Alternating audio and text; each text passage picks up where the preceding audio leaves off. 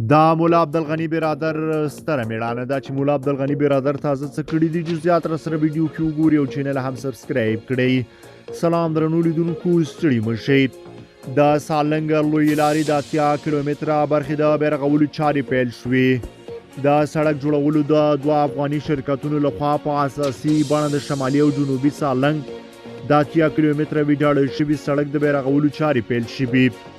د ریاست الوزرا اقتصادي مرستیال مولا عبدالغني برادر چې چهارشنبه یې شرکتونو ته د سالنګ لویې لارې جوړولو د کار سپارلو په موخه سالنګ ته ورغلي وویل د سالنګ لویې لارې جوړول له قشتېپې کانال له وروسته د بیرغولو بله ستره پروژه ده چې نن یې کار پیلوي. دې زیاتوي تر قشتېپې پروژې هم د سالنګ لویې لارې جوړولو پروژه غوره بولم، ځکه سالنګ د هیواد د جنوب له شمال ولایتونو سره نښلوي. دغه لاره د ټول هیواد لپاره مهمه اقتصادي لاره ده. د حکومت د مشرانو همدا غوښتنه ده چې د دغې پروژې نظارت به کیږي. هیله د قراردادي شرکتونه یې کار پر وخت ترسره کړي. نوموړي د جزئیاتو له وړاندې کولو پرته وویل د سالنګ لارې جوړولو کار یې پخوا پیلوه، خو ځینو کسانو یې پر جوړولو امتیاز غوښتو.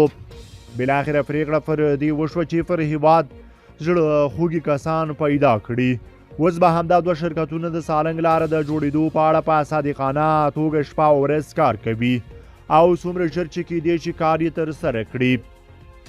د ټولګټو چارو وزارت سرپرست وزیر محمد عیسی ثاني وویل د سالنګ 80 کیلومتره ویجاړ سړک جوړولو چارې د ضمیر او بدن او مبارز برکتي په نوم 2 افغاني شرکتونو ته سپارل شوي چې په اساسي شکل جوړولو ژمنه یې کړې ده.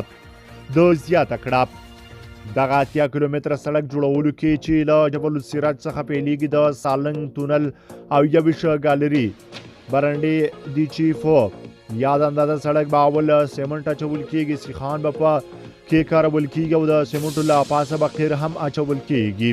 د هغه په خبره د دې سړک د جوړېدو یو څه بودیجه له حق العبور څخه ترلاسه کېږي. حکومت او ملي سوداګر هم په کې ونډه اخلي او تر ټولو ښه خبره دا ده چې د واړه قراردادي شرکتونه په عادي نیت کار پیلوي چې په دغه پروژه کې هیڅ ګټه نه غواړي.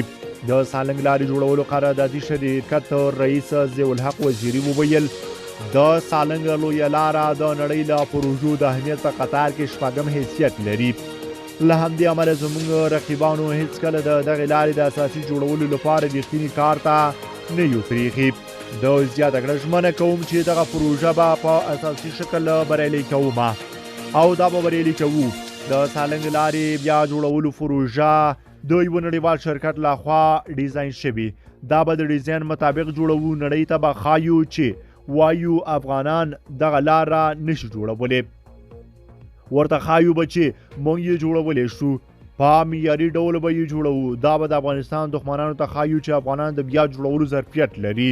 د سالنګ لویې لارې د بیا جوړولو کار پخوا هم څو وارې د تیر حکومت پر مهال هم پیل شوی، خو د نامعلومو دلایلو له امله یې کار ځنډېده.